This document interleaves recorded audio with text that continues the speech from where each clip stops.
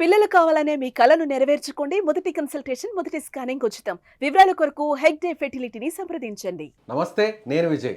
గత కొన్ని నెలలుగా తెలుగు సినీ పరిశ్రమ గురించి ఎక్కడ చూసినా, ఏ న్యూస్ పేపర్ చూసినా, లేదంటే ఏ న్యూస్ ఛానల్ చూసినా, ఏ సోషల్ మీడియా చూసినా కూడా దీని గురించే మాట్లాడుతున్నారు. అసలు తెలుగు పరిశ్రమ గురించి ఎందుకు ఇలా మాట్లాడుతున్నారు? అసలు కేసులు, కోర్టులు, జైళ్ళు ఏం జరగబోతుంది? నిజంగా జ్యోతిష్య శాస్త్రం ఏం చెబుతుంది? భవిష్యత్తు ఎలా ఉండబోతుంది? దీని గురించి మాట్లాడడానికి మనతో పాటు ఉన్నారు జ్యోతిష్య పండితులు కృష్ణసూది గారు. నమస్తే గురుగారు. నమస్కారం అండి. గత కొన్ని నెలల నుంచి మనం చూసాం, నాగార్జున గారికి సంబంధించినటువంటి ఎన్ కన్వెన్షన్ని కూల్చేశారు, కేసులు అయ్యాయి, కోర్టు వరకు వెళ్ళారు.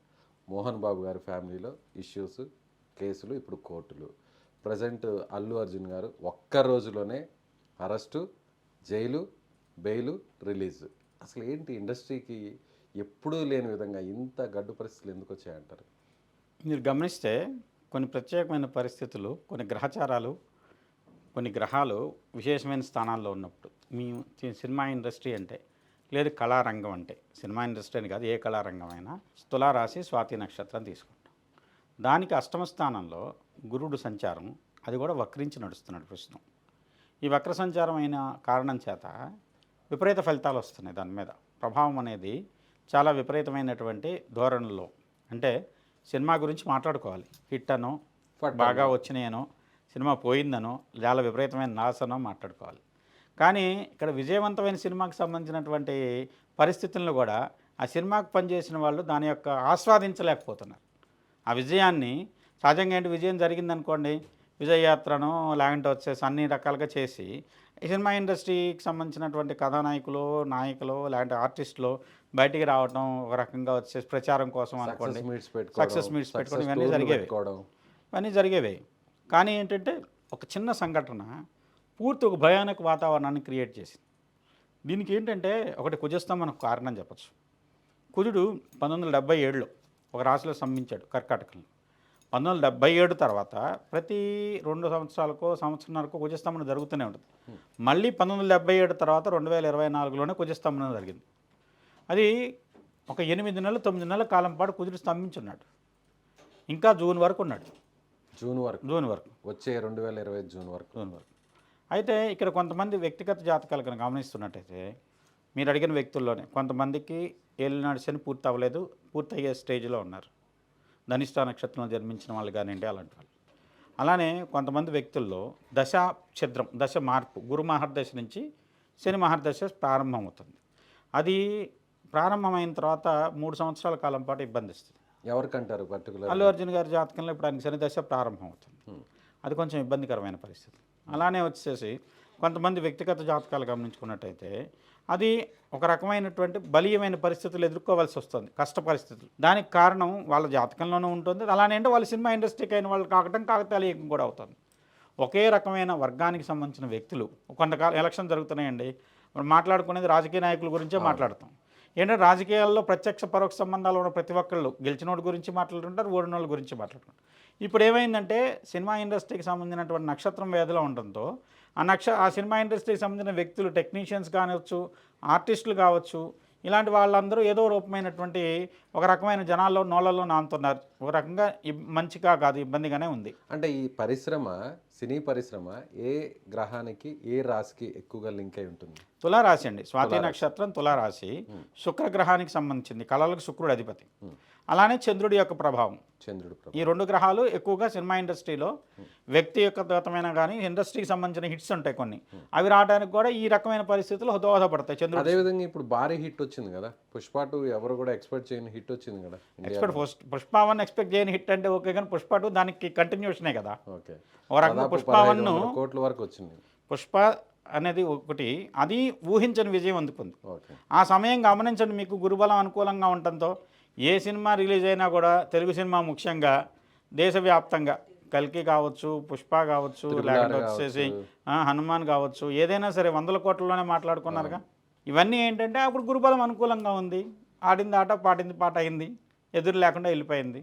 ఎప్పుడైతే ఇప్పుడు గురుడు వేదలోకి వెళ్ళాడో, గురుడు వేద వీళ్ళ మీద ఉండేసరికి ఆర్థికంగా విజయం వచ్చినా కూడా, ఎందుకంటే షష్ఠస్థానాధిపతిగా అష్టమంలో ఉన్నటువంటి గురుడు కొంత తులారాశికి విపరీత రాజయోగాన్ని ఇస్తాడు, డబ్బులు ఇస్తున్నాడు, కానీ వచ్చే పేరు పొట్ల సంతోషం లేదు. సంతోషం లేదు. దానివల్ల ఇప్పుడు డబ్బులు వచ్చినాయి, 100 కోట్లు వస్తున్నాయి, కానీ కానీ బయటగా సెలబ్రేట్ చేసుకునే పరిస్థితి లేదు. పరిస్థితి లేదు. ఏదైనా ఎంతసేపు చూసుకున్నా వచ్చేసి నువ్వు లోపల లోపల ఎంతసేపు ఆనందం పడగలుగుతారు, అలాంటి పరిస్థితి. అలానే పరిశ్రమ అంతా కూడా ఏకమైంది. అల్లు అర్జున్ గారిని పరామర్శించారు. అసలు ఎప్పుడూ జరగని విధంగా ఆయన ఇంటికి అందరూ ఒకే రోజున వెంటబడ్డారు. అసలు ఒక మాట చెప్పాలంటే తనేదో తన సినిమా రిలీజ్ అవుతుందని ఆనందంలో ఉన్న పరిస్థితుల్లో కాకతాళీయంగా జరిగినటువంటి తన ప్రమేయం లేకుండా జరిగిన సంఘటన తన జీవితాన్ని ఇవాళ ఇటు అటు తేల్చే విధమైనటువంటి తీవ్రస్థాయి ఫలితానికి కారణమవుతుంది. అంటే రాజకీయాలకి ముడిపెట్టేసింది ఒక రకంగా చెప్పాలంటే. రాజకీయాల ప్రమేయం లేదంటారా? ఖచ్చితంగా ఉంటుంది. అంటే ఇప్పుడు మాట్లాడుకుంటున్నారు కదా, దాని వెనక వేరే కారణం అని, ఇంకో కారణం అని, రకరకాలుగా. ఎందుకంటే ఆయన ఆల్రెడీ అంతకుముందు ఎన్నికలకు ముందు, ఏపీలో ఎన్నికలకు ముందు నంద్యాల పోయి వచ్చినప్పటి నుంచి, ఆ ప్రచారానికి పోయి వచ్చినప్పటి నుంచి ఆయన సినిమాకు కూడా రాజకీయాలు ముడిపెడుతూనే ఉన్నారు.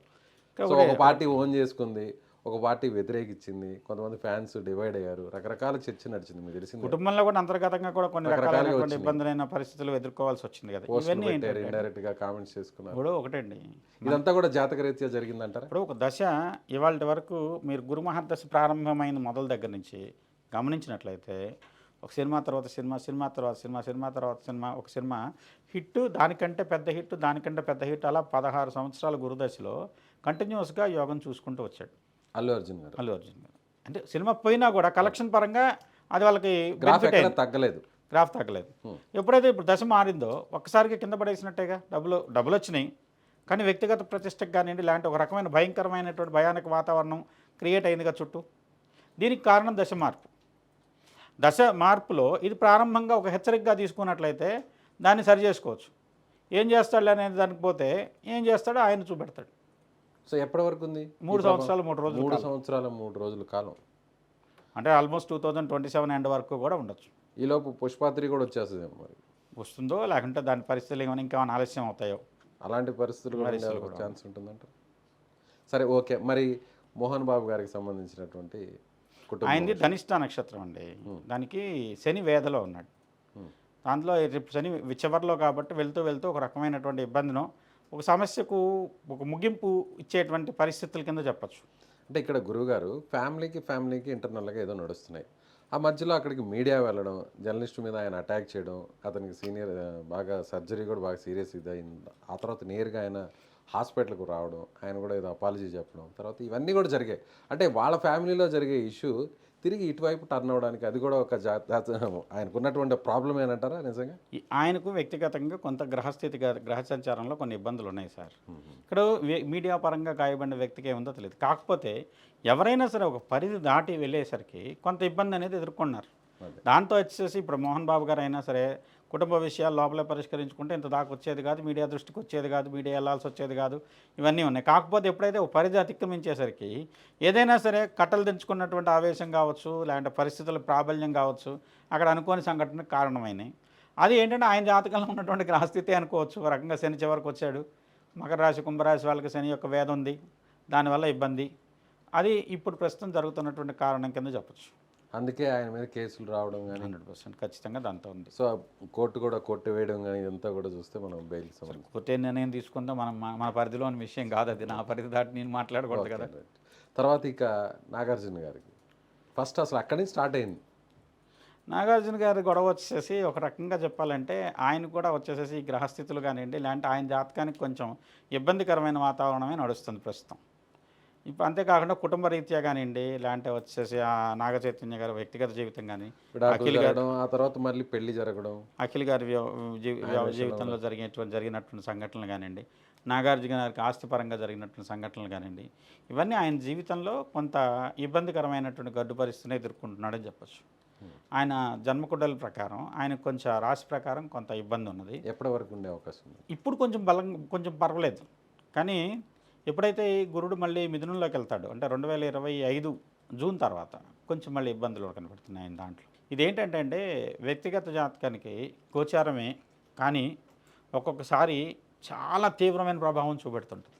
అష్టమ స్థానంలో ఉండేటువంటి చటగ్రహాలు కానివ్వండి, అష్టమ స్థానంలో ఉన్నటువంటి గురుడు కానివ్వండి, ద్వాదశాష్టమ జన్మస్థో శన్యంగారకో గురువు కురవంతి ప్రాణ సందేహం ధనక్షయం ఆయుక్షీణం అని చెప్పి విపరీతమైన ధన నష్టంతో కూడా చనిపోయిన దానికంటే ఎక్కువ నష్టం కొన్ని సందర్భాలు. అలానే ప్రాణ నష్టం లేదంటే విపరీతమైన అనారోగ్యాలు, వీటికి కారణమైనటువంటి గోచార గ్రహస్థితులు అంటాం. ఇవన్నీ కలిసి ఏం చేస్తాయంటే వ్యక్తిని తనకేవైతే బలాలు అనుకుంటారో ఆ బలాలను బలహీనమైనటువంటి స్థితిగా మారుస్తాయి. ఇప్పుడు పరిశ్రమకు సంబంధించి జాతకరీత్యా ఏదన్నా ప్రతికూలంగా ఉందంటారా? వ్యక్తిగతంగా ఉన్నటువంటి జాతకం వల్ల ఇదంతా నడుస్తుందంటారా? పరిశ్రమలో ఉన్నటువంటి ప్రతి ఒక్కళ్ళు ఇబ్బంది పడితే పరిశ్రమకు సంబంధించింది అనుకోవచ్చు. కానీ ఎక్కువ మంది ఇబ్బంది పడుతున్నారు కాబట్టి వాళ్ళ వ్యక్తిగత జాతకంలో కూడా ఇబ్బందులు ఉన్నాయి.